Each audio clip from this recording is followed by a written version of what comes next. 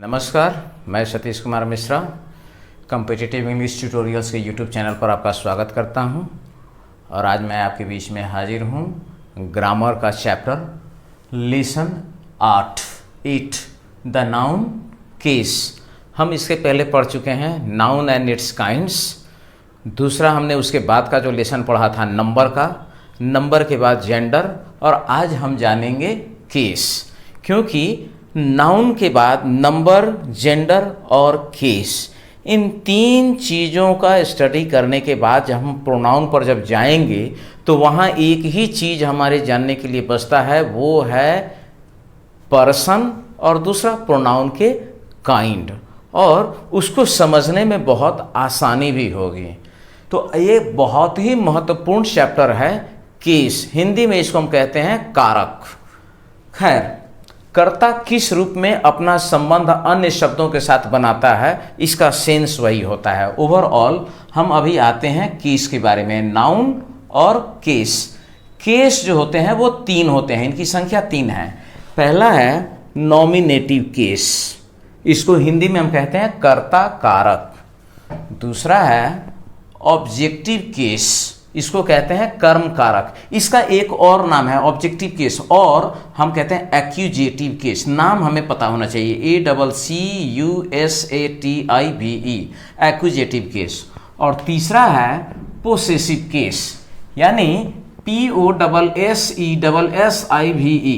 Possessive case. और इसका एक और नाम है जेनेटिव केस, GENETIVE। तो इसके दो नाम है, ये ध्यान में होना चाहिए। अगर कभी पोसेसिव केस के बजाय जेनेटिव केस लिख दे तो हमें कंफ्यूज नहीं होना है, और ऑब्जेक्टिव की बजाय अगर एक्यूजेटिव केस लिख दे तो भी हमें कंफ्यूज नहीं होना है। ये दोनों सेम ही हैं, दो नाम होते हैं, ये हमें पता होना चाहिए। अब हम जानेंगे बिना समय बर्बाद किए हुए कि नॉमिनेटिव केस कहते किसको हैं, हम इसको कैसे पहचानेंगे, इसके पहचानने के क्या तरीके हैं। हम इसके परिभाषा पर भी आएंगे बाद में, पहले हम एग्जाम्पल से समझते हैं इसको।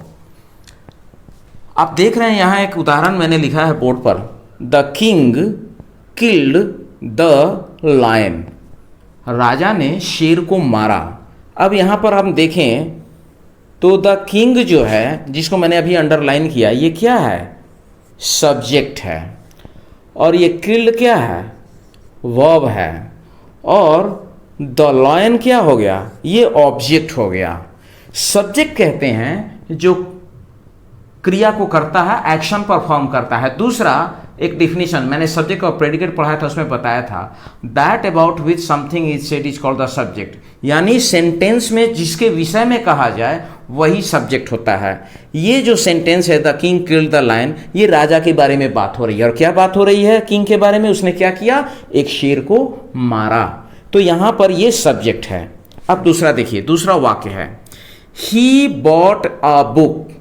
यहां पर इस सेंटेंस में सब्जेक्ट कौन है, ही, और ये प्रोनाउन है। ये नाउन है, ये प्रोनाउन है, और ये क्या है, वर्ब, और ये क्या हो गया, object.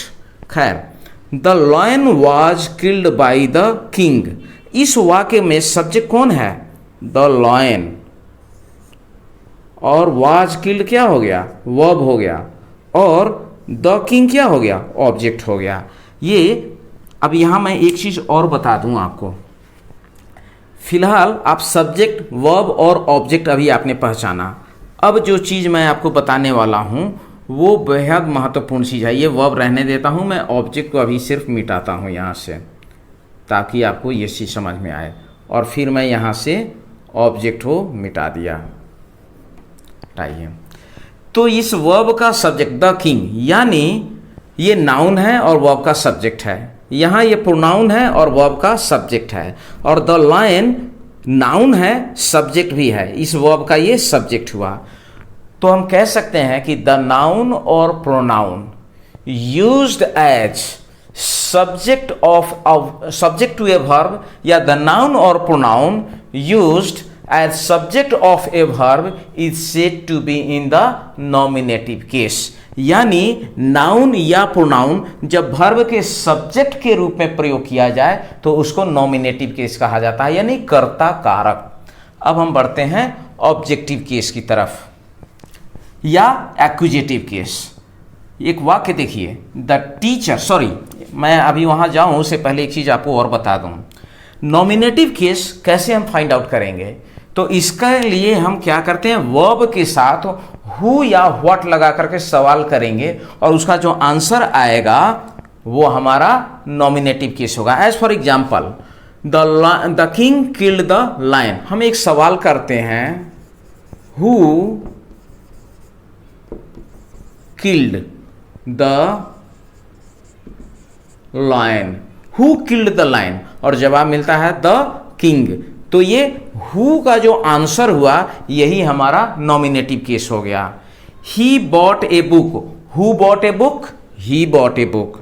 The lion was killed by the king, what was killed by the king, the lion. तो हु और व्हाट आप वर्ब के पहले लगा करके जो सवाल करेंगे और उसका जो जवाब आएगा उसको हम कहते हैं नॉमिनेटिव केस। तो ये हुआ हमारा नॉमिनेटिव केस पहचानने का तरीका। नॉमिनेटिव केस फाइंड आउट करने के लिए वी पुट हु और what before the verb. Verb के पहले हु या व्हाट लगा करके सवाल करेंगे और उसका जो जवाब हमें मिलेगा दैट इज नॉमिनेटिव केस। मैंने एग्जाम्पल में भी आपको दिखाया। अब हम बढ़ते हैं ऑब्जेक्टिव और एक्यूजेटिव केस की तरफ।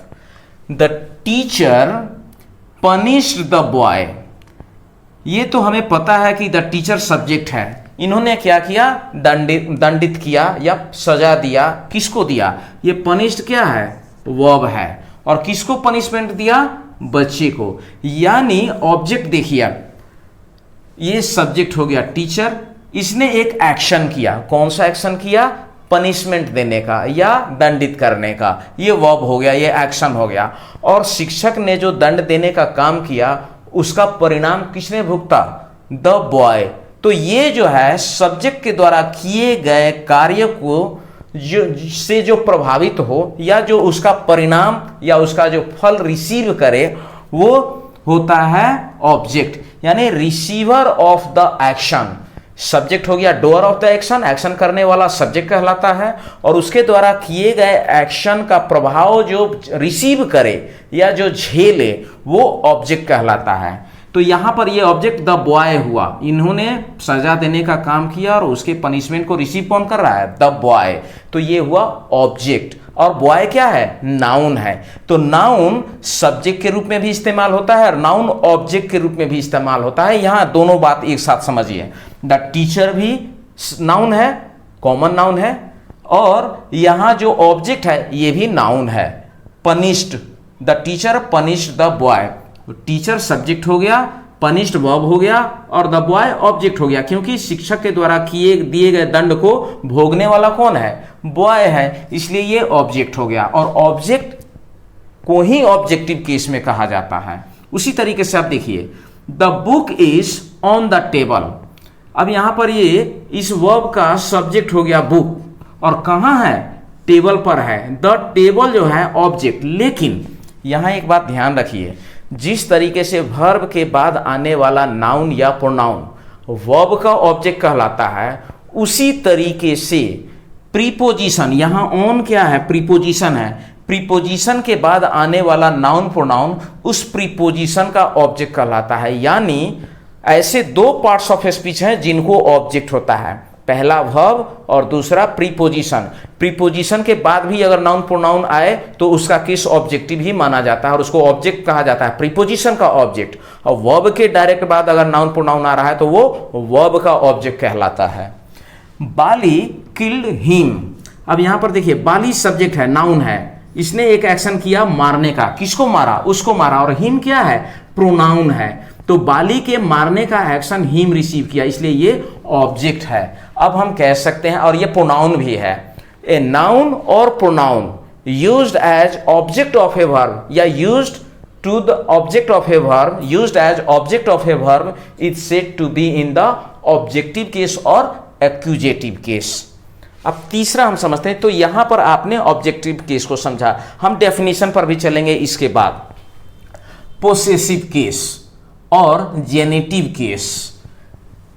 अब देखिए यहां लिखा है दूसरा एक चीज और, मैं जेनेटिव केस पर जाऊं या पोसेसिव केस पर, यहां भी एक सवाल, हम ऑब्जेक्टिव केस को कैसे फाइंड आउट करेंगे? तो हमने नॉमिनेटिव में देखा कि हम हु या व्हाट बिफोर के आगे लगा करके सवाल करते हैं और उसका जो जवाब आता है वो नॉमिनेटिव केस होता है।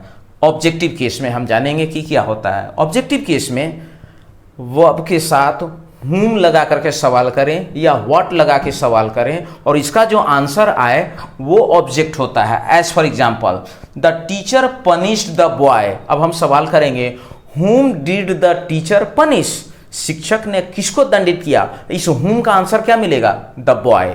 आगे, द बुक इज, ये तो खैर प्रीपोजिशन का ऑब्जेक्ट है। Bali killed him, whom did Bali killed, whom did Bali kill, इसका आंसर मिलेगा हिम। तो ये हुम लगा करके या व्हाट लगा करके वर्ब के साथ जब हम सवाल करते हैं और उसका जो आंसर आता है वो ऑब्जेक्ट होता है। और object is always in the objective case, either it is noun और प्रोनाउन। आगे बढ़ते हैं। दिस इज अशोकाज बुक, यह अशोक की किताब है। अब यहां हम एक चीज समझेंगे दिस इज अशोकाज बुक में कि ये अशोक की किताब, यहां अशोक के साथ एक अपॉस्ट्रोफी कॉमा लगा है ऊपर से और एस, ये बताता है का के की, किसकी किताब? अशोक की किताब। आगे, रमन्स पेन इज ब्रोकन, यहां रमन में भी आप देखेंगे तो यहां अपॉस्ट्रोफी लगा है और एस है, तो हम इस रमन्स में ये अपॉस्ट्रोफी एस लगा, इसका मतलब हुआ रमन की कलम टूटी हुई है। किसकी कलम? रमन की। तो possessive case answers the question whose. To find the possessive we put whose before the noun. Whose book? Ashoka's book. Whose pen? Raman's pen. तो ये तरीका हुआ पोसेसिव केस। पोसेसिव केस क्या करता है? ये पोसेशन, POSSESSION, पोसेशन का मतलब होता है संबंध बताना या दिखाना या अधिकार। हमारा किसी चीज पर अधिकार है तो स्वाभाविक है कि मेरा उसके साथ संबंध है। ये मेरी कलम है, किसकी कलम? मेरी कलम, माई पेन, इस कलम पर मेरा अधिकार है या इस कलम से मेरा संबंध है, तो उसके लिए ये होता। तो ये तीन चीज हुआ पहचानने का। अब हम चलेंगे इसके परिभाषा की तरफ। तो ये परिभाषा ये है नॉमिनेटिव का, ए नाउन और pronoun used as subject of a verb is said to be in the nominative case. Objective case के बारे में हम कहेंगे ए नाउन और pronoun used as object of a verb or a preposition is said to be in the objective case. A noun और pronoun shows relation or possession with another word is said to be in the possessive case. Another word means either another noun or pronoun is said to be in the possessive case. This is the definition. अब हम जानेंगे कुछ इसमें नियम है, जैसे possessive case formation. Nominative और objective तो फिक्स होता है, लेकिन पोसेसिव केस कैसे फॉर्म किया जाता है तो हम अगला स्टेप उसके बारे में जानेंगे। आपने ये एग्जाम्पल समझा, अब इसके बाद हम इसके डेफिनेशन और इसके फॉर्मेशन पर जाएंगे।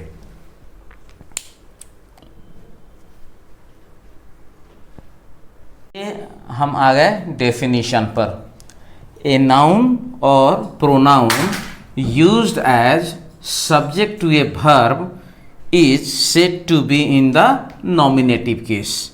यानी नाउन या प्रोनाउन का वह रूप जो वर्ब के सब्जेक्ट के रूप में इस्तेमाल किया जाए नॉमिनेटिव केस कहलाता है।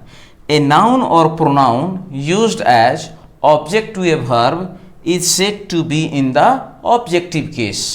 और possessive case, a noun or pronoun used to show relation or possession is said to be in the possessive case। इसका आप एक स्क्रीनशॉट ले लीजिए। एक डेफिनेशन है, आमतौर पर कुछ का मिलता है कुछ का नहीं मिलता है, ये एक डेफिनेशन आपको याद करने के लिए मिल जाएगा। डेफिनेशन इसका आप एक स्क्रीनशॉट ले लीजिए।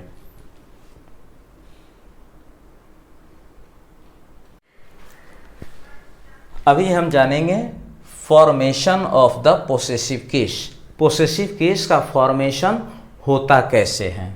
As for example, by adding apostrophe S, ये जो ऊपर से कॉमा लगाते हैं इसको हम एपोस्ट्रॉफी बोलते हैं। उसका स्पेलिंग होता है APOSTROPHE और एस। एज फॉर एग्जाम्पल, नाउन के साथ अपोस्ट्रॉफी एस जड़ करके हम उसका पोसेसिव बनाते हैं। जैसे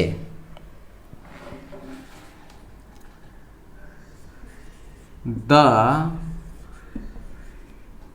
गर्ल, और ये लिख करके ऊपर से ये कॉमा दे करके और एस लगा देते हैं, द गर्ल्स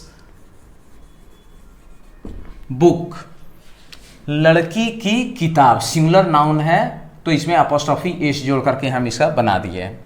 अब कहता है by adding apostrophe only in the plural noun ending in is, yes, यदि नाउन प्लूरल हो और उसका लास्ट लेटर, अंतिम लेटर एस हो तो उसमें फिर दोबारा एस नहीं लगाते, केवल अपोस्ट्रोफी जोड़ देने से उसका पॉसेसिव बन जाता है।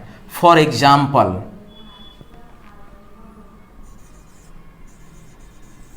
बॉयज, अब ये बॉयज प्लूरल है, हमें इसका अगर पोसेसिव केस बनाना है तो इसका अंतिम लेटर एस है तो यहां बस केवल कॉमा लगा देंगे, इसके बाद दोबारा एस लगाने की जरूरत नहीं है। इसका मतलब ये हो गया कि ये प्लूरल नाउन का पोसेसिव, बॉयज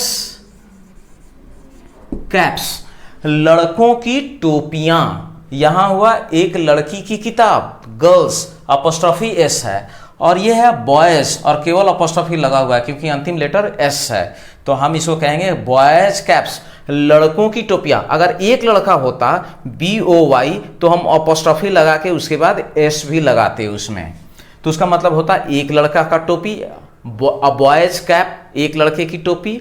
अब बहुत सारे लड़के हैं, बॉयज प्लूरल है तो केवल अपोस्ट्रोफी लगा दिया, बॉयज कैप्स, लड़कों की टोपियां। तीसरा, the possessive case of plural noun not ending in S, ये तो पहला हुआ, इसका एक्सेप्शन ये है कि यदि नाउन प्लूरल हो और उसका लास्ट लेटर एस नहीं हो तो फिर वहां उसका पोसेसिव कैसे बनेगा, हम उसमें अपोस्ट्रोफी और एस दोनों लगाएंगे। एज फॉर एग्जाम्पल,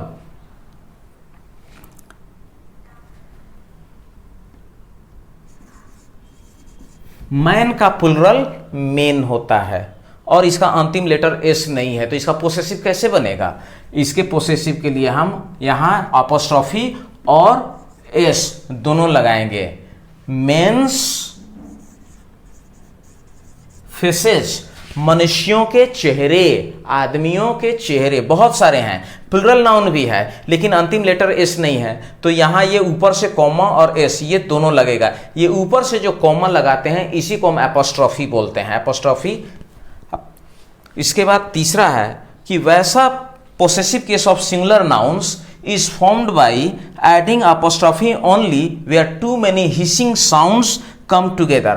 अब ऐसे बहुत से ऐसे सिंगुलर नाउन भी हैं जिनका अंतिम लेटर जो होता है उसका प्रोनाउंसिएशन यानी उच्चारण जो होता है वो हिसिंग होता है यानी स्व के रूप में निकलता है, जैसे जस्टिस, JUSTICE, जस्टिस, अंतिम लेटर तो इसका ई है लेकिन इसका उच्चारण जो है वो हिसिंग साउंड है यानी स्व के रूप में नहीं, जस्टिस।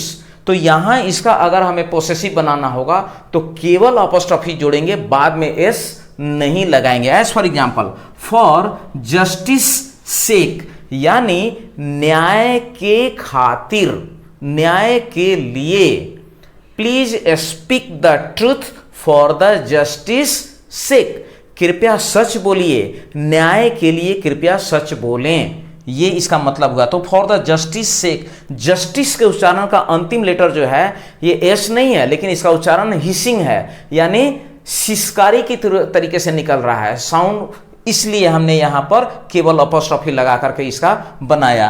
तो ये 1 2 3 4 और एक पांचवा नियम भी है, When several nouns are taken together, जब एक से अधिक नाउन एक साथ आते हैं तो उनका पोसेसिव बनाने के लिए सबसे लास्ट वाले के साथ अपोस्ट्रोफी और एस लगाते हैं। As for example, my father in law, अब ये देखिए फादर इन लॉ ये 3 लेटर का वर्ड है तो इसका अगर हमें बनाना होगा तो लॉ जो अंतिम वर्ड हो गया उसमें ये कॉमा ऊपर से लगा के एस लगा देंगे तो इसका पोसेसिव बन जाएगा। My father in law's house, मतलब मेरे फादर इन लॉ का घर, फादर इन लॉ कहते हैं ससुर को, है ना, तो my father in law's house. The government of India, अब ये 3 वर्ड का नाउन है, गवर्नमेंट ऑफ इंडिया, भारत सरकार का घोषणा, भारत सरकार की घोषणा। द गवर्नमेंट ऑफ इंडियाज, तो इसका जो अंतिम नाउन हो गया इंडिया, इसमें हम ये अपोस्ट्रोफी ऊपर से लगा के इस लगा देंगे और इसका पोसेसिव बन जाएगा। The government of India's declaration, Bharat सरकार की घोषणा। तो ये 5 तरीके हुए हमारे पास में फॉर्मेशन ऑफ पोसेसिव के। आगे हम जानेंगे इनके यूजेस के बारे में, इनका करेक्ट यूज क्या है। दूसरा, ऑब्जेक्टिव केस भी 2 तरीके के होते हैं, मतलब एक तो मैंने एक्यूजेटिव नाम बनाया था, एक और नाम आता है। और आगे का जो डिस्क्रिप्शन है, बोर्ड पर जगह समय भी लग रहा है और लिखने में कम मटेरियल में ही पूरा बोर्ड भर जा रहा है यहाँ पर में, जो मेरे पास संसाधन उपलब्ध है। तो मैं अब अगला जो इसका बताने वाला हूँ वो कॉपी और कलम के माध्यम से मेरी आवाज़ होगी। चेहरा से ज़्यादा महत्वपूर्ण है इंस्ट्रक्शन, और जो मैं एग्जाम्पल लिख रहा हूँ वो स्पष्ट आपको दिखे। और इस वीडियो में भी अब आगे जो होगा वो मेरी कॉपी और कलम होगी। आप इसका एक स्क्रीनशॉट ले लीजिए। जैसा कि आप देख पा रहे हैं स्क्रीन पर, अभी हम नोटबुक और पेन के साथ हैं ताकि ज़्यादा क्लियर आपको दिखे और कम समय में ज़्यादा से ज़्यादा जानकारी आपके पास मैं पहुंचा सकूं और इस चैप्टर को कंक्लूड करूं। समय ज़्यादा लगता है, इसमें कोई बड़ी बात नहीं है, लेकिन प्रयास होना है, मेरा रहता है कि कम से कम समय में ज़्यादा से ज़्यादा चीज़ आपको शेयर कर सकूँ और बेहतर तरीके से मैं आपको समझा सकूँ। अब हम जानेंगे यहाँ use of the possessive case. Possessive case का यूज क्या है? तो सबसे पहला जो इसका यूज है, the possessive case is now use chiefly with the nouns denoting living beings. यानी पोसेसिव केस का प्रयोग हम लिविंग बींग्स के साथ करते हैं, यानी जो चीज़ सजीव है, जैसे मनुष्य है, बड़े बड़े जानवर हैं, इनके साथ हम अपॉस्ट्रॉफी एस लगा करके पोसेसिव केस बनाते हैं। जैसे मोहन्स पेन, तो मोहन तो एक जीवित व्यक्ति हुआ ना, मोहन्स पेन, तो यहाँ ये कॉमा ऊपर से लगा हुआ है और ये एस हुआ, तो ये हुआ अपॉस्ट्रॉफी एस, मोहन की कलम। उसी तरीके से ए लॉयंस पॉज, शेर के पंजे, और शेर एक बड़ा जानवर है, ताकतवर जानवर है और लिविंग बींग भी है, तो यहाँ भी बना शेर का पंजा। अगर हमें कहना हो या शेर के पंजे कहना हो तो ए लॉयंस पॉज कहेंगे। यहाँ पर ये अपॉस्ट्रॉफी एस हुआ और अपॉस्ट्रॉफी हुआ, ये कॉमा जो है अपॉस्ट्रॉफी और ये एस है, तो इसका भी पोसेसिव केस बनाने में हमने इसका इस्तेमाल किया है। द बर्ड्स नेस्ट, चिड़िया की घोंसला, तो अब चिड़िया की घोंसला यानी घोंसला चिड़िया से संबंधित है, तो यहाँ भी ये अपॉस्ट्रॉफी एस लगा करके इसका बना। तो हमने पहला यूज देखा पोसेसिव केस का। दूसरा, अब यहाँ एक चीज़ और है, फॉर नॉन लिविंग बीइंग, तो जो नॉन लिविंग थिंग है या निर्जीव है या बहुत छोटा जानवर है, तो उसका हम पोसेसिव कैसे बनाते हैं? प्रीपोजिशन ऑफ लगा करके बनते हैं, इन स्टेड ऑफ अपॉस्ट्रॉफी एस। तो नॉन लिविंग थिंग के लिए हम अपॉस्ट्रॉफी एस नहीं लगाते हैं, उसके लिए ऑफ लगाते हैं। एज फॉर एग्जाम्पल देखिए, कहता है the roof of the house, घर की छत। अब यहाँ थोड़ा सा मामला उल्टा हो जाता है, यहाँ ये कहना गलत होगा। अगर हम कहें द हाउसेज रूफ, अगर हम इसको ऐसे लिखें द हाउसेज रूफ, तो ये गलत हो गया, ये हम ऐसे नहीं लिख सकते, क्योंकि घर की छत, अब घर क्या है? नॉन लिविंग थिंग है, तो इसकी छत के लिए ये लिखना गलत है, यानी कि ये क्या हुआ? ये गलत हो गया, ये हमें नहीं प्रयोग करना है। तो घर की छत, तो अब इसमें क्या होता है कि जस्ट रिवर्स हो जाता है, वो पहले आ जाता है और बाद में घर आ गया, the roof of the house. लेकिन मीनिंग जब हम इसका निकालेंगे तो घर पहले बोलेंगे और छत बाद में बोलेंगे। The roof of the house, of इसके लिए हुआ घर की, तो घर का के लिए ये ऑफ आया, ये ऑफ इसके लिए है, तो यहाँ पर द हाउसेज रूफ अगर हम लिखेंगे तो ये गलत हो जाएगा, ये हुआ the roof of the house और ये सही है। बिल्कुल उसी तरीके से अब हम कहते हैं the page of the book, किताब के पन्ने। हमें हिंदी में अगर इसको लिखना हो तो हम ऐसे लिखेंगे, किताब के, और इसके लिए अंग्रेजी बना ऑफ द बुक, किताब के, of the book, the page of the book, किताब के पन्ने, किताब के पन्ने या पन्ना या पेज। लेकिन अगर हम लिख दें इसके बजाय द बुक्स पेज, तो ये गलत हो गया, ये हमें नहीं लिखना है। द बुक्स पेज गलत है, ये हमें नहीं लिखना है। आगे हम बढ़ते हैं। The possessive case is also used with nouns denoting personified things. अब कभी कभी कुछ ऐसे नाउन हैं जिनका प्रयोग एज ए पर्सन के मान करके किया जाता है, उनको एक व्यक्ति के रूप में मान लिया जाता है। As for example fortune's favourite. अब आप बताइए, फॉर्चून का मतलब होता है भाग्य, तो भाग्य तो कोई व्यक्ति नहीं है, और फॉर्चून्स फेवरिट मतलब भाग्य का प्रिय, यानी जिसके ऊपर भाग्य मेहरबान हो, जिसके ऊपर भाग्य का आशीर्वाद हो, तो हम फॉर्चून्स फेवरिट। तो यहाँ भी इसका हमने पॉसेसिव अपोस्ट्रोफी एस लगा करके बनाया, मतलब हमने इसको एक व्यक्ति मान करके यहाँ इसका पॉसेसिव बनाया है।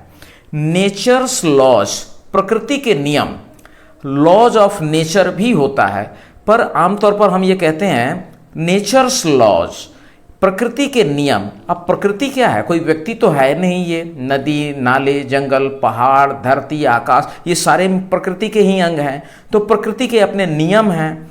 सूरज, चांद, सितारे सभी उसी के अंतर्गत आते हैं। तो प्रकृति के जो नियम हैं, तो नेचर्स लॉज, यहाँ नेचर को एज ए पर्सन मान करके इसका पोसेसिव केस बनाया गया अपोस्ट्रोफी लगाकर। उसी तरीके से कहता है ड्यूटीज कॉल, कर्तव्य की पुकार। अब कर्तव्य कोई व्यक्ति तो है नहीं, पर यहाँ एज ए पर्सन मान करके हम उसकी बात कर रहे हैं, तो वैसे में इसका पोसेसिव अपोस्ट्रोफी एस लगाकर बनता है। आगे आप देखिए शोरोज टीयर्स, दुख। दुख कोई व्यक्ति या वस्तु तो नहीं होता है, दुख एक भाव है, एक अवस्था है, जिस अवस्था में हम पहुंचने के बाद आंसू।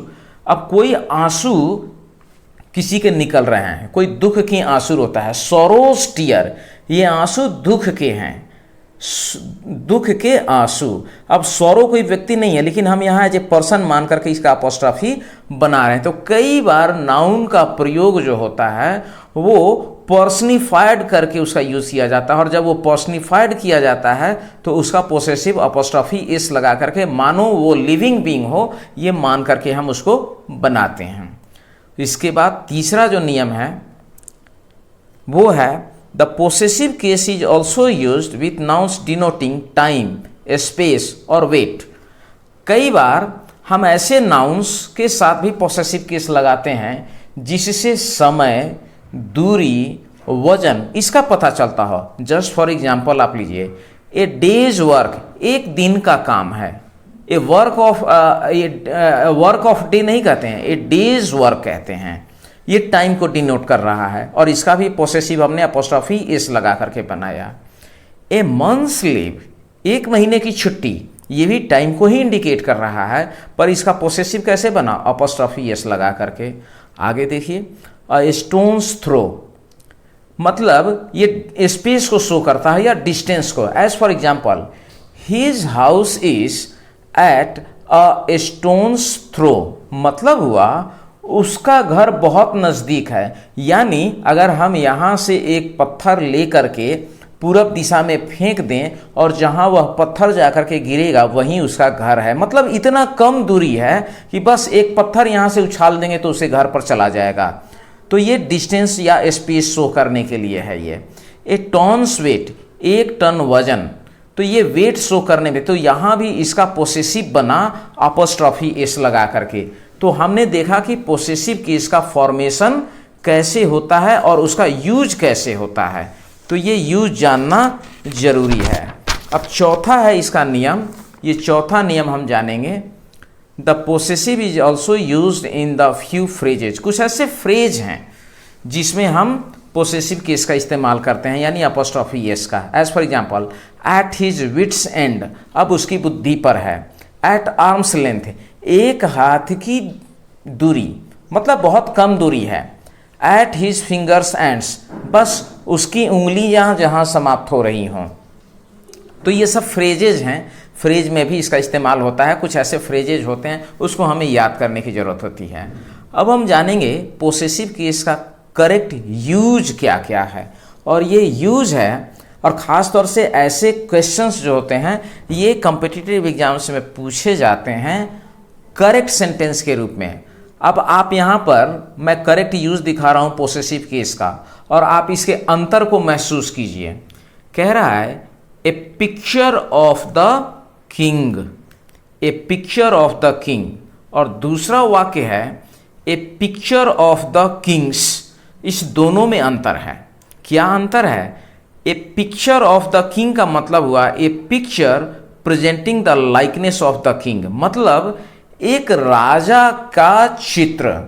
अब वो उस राजा की पसंदगी इतनी है कि उसकी एक तस्वीर जारी कर दी गई। जैसे आजकल हम देखते हैं बहुत सारे लोग मोदी जी की लोकप्रियता की वजह से उनसे इतने प्रभावित हैं कि कई लोग कभी कभी उनकी तस्वीर बना लेते हैं या उनकी मूर्ति बना देते हैं और ये सब शुरू कर देते हैं, पूजा पाठ करना या उनको लड्डू खिलाना। तो कई बार तस्वीरों को तो यानी उनकी पसंदगी, उनकी दीवानगी इतनी है लोगों के बीच में कि उनकी तस्वीरों को भी मान करके, तो यही हुआ a picture of the king, मतलब एक राजा का तस्वीर। इसका मतलब ये हुआ एक ऐसा तस्वीर है जिसमें राजा का चित्र बना हुआ है। लाइकनेस, अब ये दोनों सेंस में आ सकता है, नेगेटिवली भी हो सकता है और पॉजिटिवली भी हो सकता है। आप लाइकिंग और डिसलाइकिंग दोनों में इस्तेमाल कर सकते हैं। A picture of the kings, इसका मतलब हुआ a picture of which the king is owner. A picture of the kings, यहां अपॉस्ट्रोफी एस लग गया, इसका मतलब हुआ ऐसा तस्वीर जिसका मालिक वह राजा हो। अब ये दोनों बात हो सकती है, या तो वो तस्वीर खुद राजा ने पेंटिंग्स बनाई हो, 4-5 जो भी पेंटिंग्स उसने बनाई वो तो राजा की ही हुई, यानी उसका मालिक तो राजा हुआ, या वैसा तस्वीर जो राजा के कमरे में टंगा है और राजा ने उसको कहीं से खरीद के लगाया हो, या तो उसने पेंटिंग किया हो या खरीदा हो, मतलब वह तस्वीर राजा के अधिकार की है। तो ए पिक्चर ऑफ द किंग्स यानी राजा के अधिकार में जो तस्वीर है, राजा इस तस्वीर का मालिक है। यहां सेंस ये हुआ a picture of which the king is owner, वह तस्वीर जिसका मालिक राजा हो। तो ये अंतर भी समझना जरूरी है, ये करेक्ट यूज में आता है। अब हम यहां पर एक चीज और गौर करेंगे। A friend of Ashok's was on the train, ये एक सेंटेंस है। ए फ्रेंड ऑफ, इस पर थोड़ा सा ध्यान देंगे आप। ए फ्रेंड ऑफ अशोक्स, यहां अपॉस्ट्रोफी एस लगा हुआ है, वाज ऑन द ट्रेन। इसका मतलब आप समझते हैं, मतलब ये हुआ कि अशोक हैज मेनी फ्रेंड्स और मोर देन वन फ्रेंड, यानी अशोक के बहुत सारे दोस्त हैं, उसमें से उसका एक दोस्त ट्रेन में था। अगर उसके 5-10 दोस्त हैं उसमें से एक जो है वो ट्रेन में था। A friend of Ashok's was on the train, मतलब यहां अशोक को बहुत सारे दोस्त हैं, उनमें से एक की बात हो रही है। और अगर हम अशोक्स फ्रेंड केवल लिख रहे हैं, इसका मतलब हुआ this refers to Ashok's only friend or to a friend previously mentioned, मतलब अशोक्स फ्रेंड केवल अशोक का दोस्त, वह मेरा दोस्त नहीं है, वह तुम्हारा दोस्त नहीं है, वह सिर्फ अशोक का दोस्त है। इसका अर्थ ये हुआ, या मैं उस दोस्त की बात कर रहा हूं जिसकी चर्चा ऑलरेडी हम लोग पहले कर चुके हैं, यानी इसके पिछले वाक्य में जिस दोस्त की चर्चा थी हम उसी अशोक के दोस्त की बात कर रहे हैं, इसका ये अर्थ हुआ। अब कुछ ऐसे नाउन हैं जो अपोस्ट्रोफी या पोसेसिव केस में उनको ओमिट कर दिया जाता है, जैसे कैथेड्रल यानी चर्च हाउस जो होता है ना, हाउस, स्कूल, शॉप। तो ये ऐसे हैं नाउन जो कभी कभी पोसेसिव केस में ओमिट कर दिए जाते हैं, यानी इनको ओवरलुक कर दिया जाता है। As for example the prayer for the queen's life, यानी रानी की जिंदगी के लिए जो प्रार्थना आयोजित की गई, was held at Saint Paul's. हम इतना ही लिख करके छोड़ देते हैं। सेंट पॉल्स आगे हमने ब्रैकेट में दिया कैथेड्रल। इसका मतलब हुआ कि इसको ओमिट कर किया जा सकता है, ये ओमिट है, यहाँ पर ओमिटेड है। इतना ही से हमारा काम चल जाता है, ये फुल स्टॉप हम यहीं लगा देंगे। क्यों? कि रानी की जिंदगी के लिए सेंट पॉल में प्रार्थना की गई। यहाँ सेंट पॉल एक कैथेड्रल का नाम है, यानी चर्च का नाम है। उसी तरीके से he goes to Saint Stephen's, अब वो जाता है सेंट स्टीफन्स, हमने लगा दिया। मतलब क्या? सेंट स्टीफन स्कूल में वो पढ़ने जाता है। यहाँ स्कूल को हमने ओमिट कर दिया, हमारा काम इतना ही से हो जाता है। आगे, I saw her at Rani's shop, मैंने उसको राम्स शॉप, मैंने उसको राम की दुकान पर देखा। तो यहाँ राम्स लिख करके भी हम स्टॉप कर देंगे, शॉप ओमिट भी कर देंगे तो चलेगा, इसमें कोई बड़ी बात नहीं है। अब हम अगला यूज जानेंगे और ये एक नया चीज़ है, वोकेटिव केस। इसको हम कहते हैं nominative of address. What is the nominative of address? अब जैसे मैंने सब्जेक्ट और प्रेडिकेट जब पढ़ाया था तो उसमें ख़ास तौर से मैंने इस बात पर जिक्र किया था, अशोक, और यहाँ कॉमा है, ये कॉमा बहुत बड़ा रोल प्ले करता है। अगर ये कॉमा हट जाएगा तो यहाँ या तो ये पास्ट टेंस का वर्ब होगा, या फिर चूंकि सब्जेक्ट सिंगुलर नंबर है तो इसके लिए अगर प्रेजेंट सिंपल में रहेगा तो यहाँ V5 का इस्तेमाल करने पड़ेगा। अगर V5 हम लगाएं, ये कॉमा अगर हटेगा तो या तो ये V2 होगा या फिर, अब V2 नहीं है तो हम जानबूझ के V2 नहीं करेंगे, यहाँ पर एस या ES लगाना पड़ेगा। क्यों? अशोक सिंगुलर सब्जेक्ट है, तो इसके लिए अगर अशोक कम्स होगा, ये कॉमा हटेगा तो ये कम्स हो जाएगा, तो इसका मतलब होगा अशोक यहाँ आता है, और वो एसर्टिव सेंटेंस कहलाएगा। लेकिन आप देखिए क्या लिखा गया है यहाँ पर, अशोक कम हियर, अशोक यहाँ आओ, यानी यहाँ ये इंपरेटिव सेंटेंस है। और ये जो अशोक है यहाँ इसका सब्जेक्ट तो यू होगा, लेकिन उस यू को हम नाम लेकर के बुला रहे हैं। अब हम ये नहीं कह रहे हैं डायरेक्ट कि कम हियर या यू कम हियर, मैं कह रहा हूँ उसका नाम लेकर के। अब यू में तो हो सकता है कि हमारे सामने 5 बच्चे हों या 10 बच्चे भी हो सकते हैं या 15। अब उसमें से व्यक्तिगत किसी एक व्यक्ति को अगर बुलाना है तो वैसे स्थिति में हमें उसको नाम लेकर के बुलाना पड़ेगा। तो हम कहते हैं अदरवाइज अगर नाम नहीं लेंगे तो क्या कन्फ्यूजन हो जाएगा, वो 5 हो 10 हो 15 वो सारे के सारे दौड़े चले आएंगे। तो हम कहते हैं अशोक कम हियर, यानी अशोक यहाँ आओ। उन 10 के बीच में जो अशोक नाम का लड़का है हम उसको बुला रहे हैं, यानी अशोक को संबोधित किया जा रहा है। उसी तरीके से देखिए, listen to me Jack, Jack मुझे सुनो। अब यहाँ भी देखिए, where are you wandering, comma है, माई बॉय, मेरे बच्चे तुम कहाँ भटक रहे हो। अब यहाँ एक चीज़ और गौर करने वाली बात है, जब मैंने सब्जेक्ट और प्रेडिकेट पढ़ाया था लेसन 2 में तो मैंने वहाँ एक बात बताई थी आप लोगों को बड़े ध्यान से, लेसन 3 था वो, कि सब्जेक्ट हमेशा वाक्य के शुरू में आए ये जरूरी नहीं है, सब्जेक्ट बाद में भी आ सकता है। और उसका एग्जाम्पल आप यहाँ पर देखिए, listen to me, who listen to me, you listen to me, ये इंपेरेटिव सेंटेंस है, ये तीनों को तीनों इंपेरेटिव सेंटेंस हैं। लेकिन हमने यहाँ यू को क्या किया कि संबोधित कर दिया उसके नाम से। अशोक कम हियर, अशोक यहाँ आओ। Listen to me Jack, Jack मुझे सुनो। Where are you wandering my boy, मेरे बच्चे तुम कहाँ भटक रहे हो। अब ये जो भी आप देख रहे हैं ना, इनको संबोधित किया जा रहा है, इनको नाम लेकर के बुलाया जा रहा है, तो ये यू का नाम यहां पर दे दिया गया। इसी को कहते हैं नॉमिनेटिव ऑफ एड्रेस। अब आप अगर नॉमिनेटिव ऑफ एड्रेस समझ गए तो इसका एग्जाम्पल आप समझिए कि क्या होता है। डेफिनेशन, द वोकेटिव केस, और नॉमिनेटिव ऑफ एड्रेस के लिए जो केस होता है उसको कहा जाता है वोकेटिव केस या nominative of address. The vocative case is the case of the person और थिंग एड्रेस, जिस व्यक्ति को संबोधित, या जो व्यक्ति हो या वस्तु हो उसको अगर हम संबोधित करते हुए कोई बात कहते हैं तो वो वोकेटिव केस में कहलाता है। इसके लिए ये टर्म आया वोकेटिव केस। अब एक चीज और है, हम जानेंगे यहाँ डेटिव केस।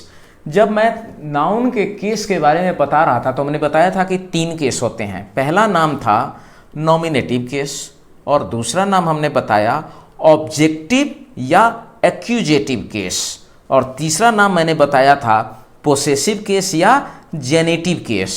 अब इसमें जो दूसरा केस मैंने बताया था उसी का एक ये भी भाग है, he gave Ram a pen. अब आप यहाँ पर देखिए ये वर्ब जो है ही गेव, ये सब्जेक्ट है, ये गेव क्या है, वर्ब है। इसको 2 ऑब्जेक्ट है, एक है राम और दूसरा है पेन, यानी इसको 2 ऑब्जेक्ट हैं। फिर he bought John A watch, यहाँ भी इस वर्ब को 2 ऑब्जेक्ट है, एक जॉन है और एक वॉच है। फिर Ram told her a story, यहाँ भी 2 ऑब्जेक्ट है इस वर्ब को, एक हर और एक स्टोरी। अब ये दोनों ऑब्जेक्ट में आप ध्यान दीजिए कि लिविंग थिंग कौन है। तो आप देख रहे हैं कि राम ये लिविंग थिंग है, एक व्यक्ति का नाम है, जॉन एक व्यक्ति का नाम है, ये भी लिविंग थिंग है, और हर ये भी प्रोनाउन है और पर्सन के लिए यूज किया जाता है। बाकी पेन नॉन लिविंग है, वॉच नॉन लिविंग है और स्टोरी भी नॉन लिविंग है। तो ऑब्जेक्ट 2 प्रकार के होते हैं, एक लिविंग और एक नॉन लिविंग। जो नॉन लिविंग होता है उसको हम कहते हैं डायरेक्ट ऑब्जेक्ट, डायरेक्ट ऑब्जेक्ट कहते हैं किसको, नॉन लिविंग को। लेकिन राम, जॉन और हर ये क्या है, ये लिविंग थिंग है। तो लिविंग थिंग जो होता है उसको हम इनडायरेक्ट ऑब्जेक्ट कहते हैं।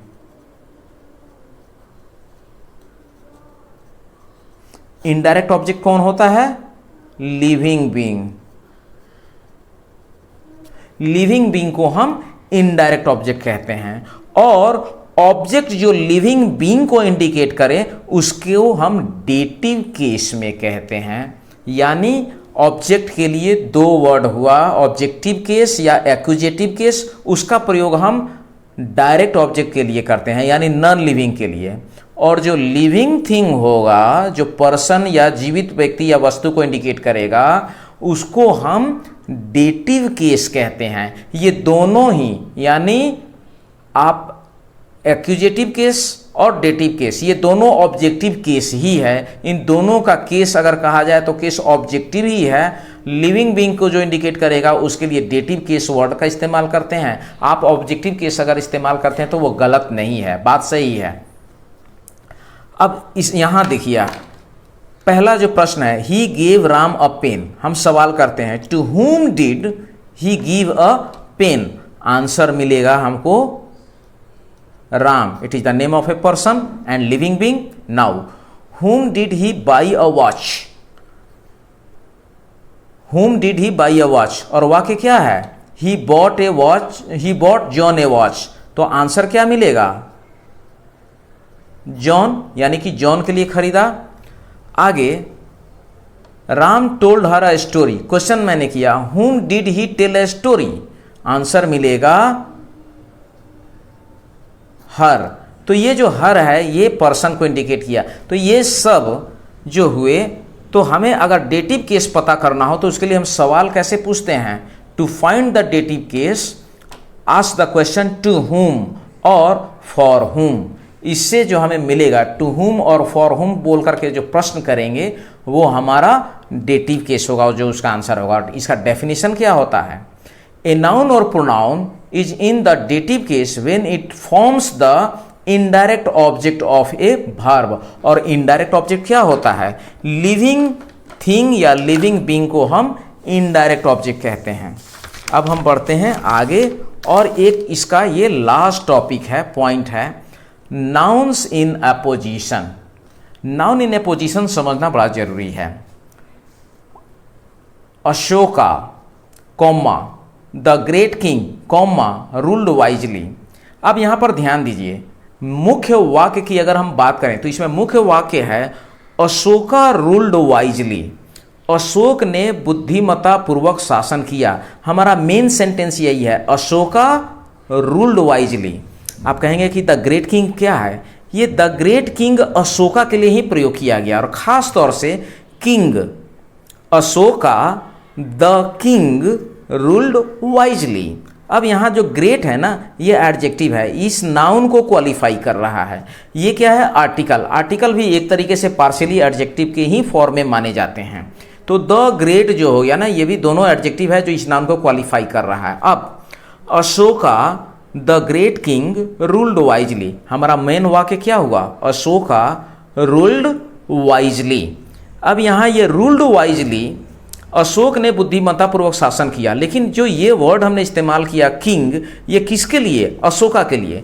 तो जब दो नाउन एक दूसरे को इंडिकेट करते हो, किंग किसके लिए आया? अशोक के लिए। अशोक कौन है? राजा।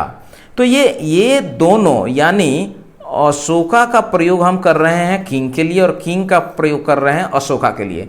तो जब दो नाउन एक दूसरे को इंडिकेट करते हो, यानी एक दूसरे के लिए स्टैंड करें, तो ये दोनों एक दूसरे के नाउन इन एपोजिशन कहे जाएंगे। और हमेशा याद रखिए, नाउन इन एपोजिशन जो होता है वो इसका केस वही होगा जो इसके एपोजिशन का होगा। अब आगे देखिए, तो ये जो हुआ ना, ये नॉमिनेटिव केस में हुआ। अब इसका एक एग्जाम्पल मैं और आगे दे रहा हूं आपको। I comma your father comma forbid it. मुख्य वाक्य अगर देखा जाए तो हुआ आई फॉरबिड इट, मैं इसे क्षमा करता हूं। लेकिन यहां यह फादर किसके लिए आया है? ये आई के लिए ही आया है। आई फॉरबिड इट, मैं इसे क्षमा करता हूं। और अब देखिए, आई योर फादर, मैं तुम्हारा पिता तुम्हें क्षमा करता हूं या इसे क्षमा करता हूं। अब यहां जो आई क्या है? आई नॉमिनेटिव केस है। आई फॉरबिड इट, इस वर्ब का सब्जेक्ट आई हो गया। तो जो केस इसका होगा वही इसके एपोजिशन का भी होगा। यानी आई किसको इंडिकेट कर रहा है? फादर को। और फादर किसको इंडिकेट कर रहा है? आई को। तो ये दोनों नाउन और प्रोनाउन एक दूसरे के लिए प्रयोग किए जा रहे हैं, आई फादर के लिए और फादर आई के लिए। तो ये दोनों एक दूसरे के नाउन इन एपोजिशन कहे जाएंगे।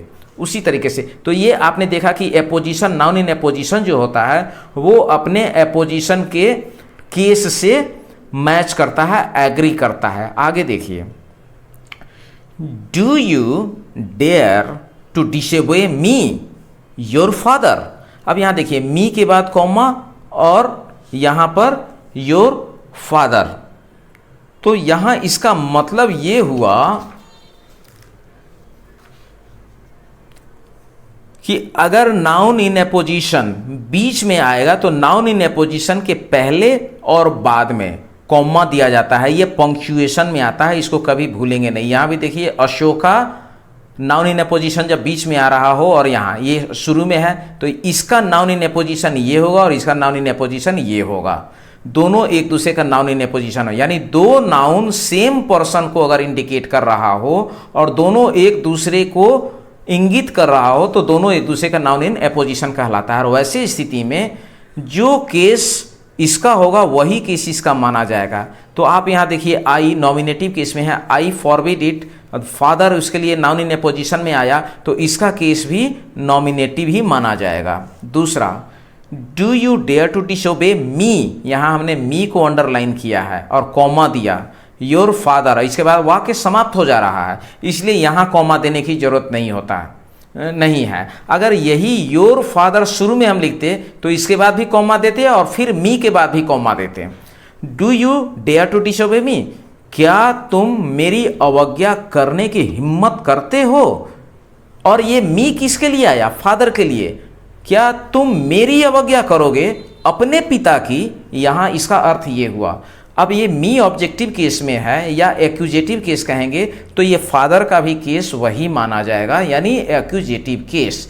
तो नाउन इन एपोजिशन जिस नाउन के बदले में प्रयोग किया जाता है उसका जो केस होगा वही केस उसका भी माना जाएगा। और ये एक एग्जाम्पल हुआ एक्यूजेटिव केस या ऑब्जेक्टिव केस का। और इसके लिए कहा जाता है ए नाउन और pronoun which stands in apposition to a noun और pronoun agrees with its in case, उसके साथ केस में वो एग्री करता है। और इसका डेफिनेशन क्या है? When a noun follows another noun to describe it the noun which follows is said to be in apposition to the noun which comes before it.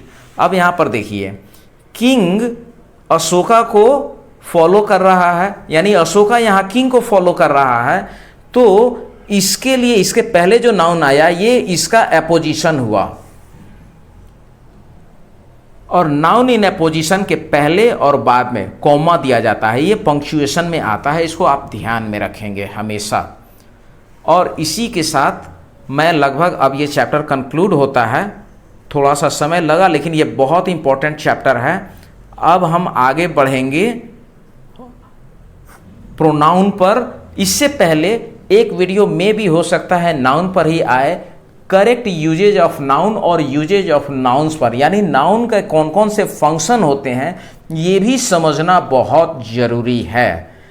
मैं इससे रिलेटेड एक्सरसाइज का लिंक जो है वो डिस्क्रिप्शन में डाल दूंगा, आप वहाँ से डाउनलोड करके इसकी प्रैक्टिस कर सकते हैं अपने एग्जामिनेशन पॉइंट ऑफ व्यू से। धन्यवाद।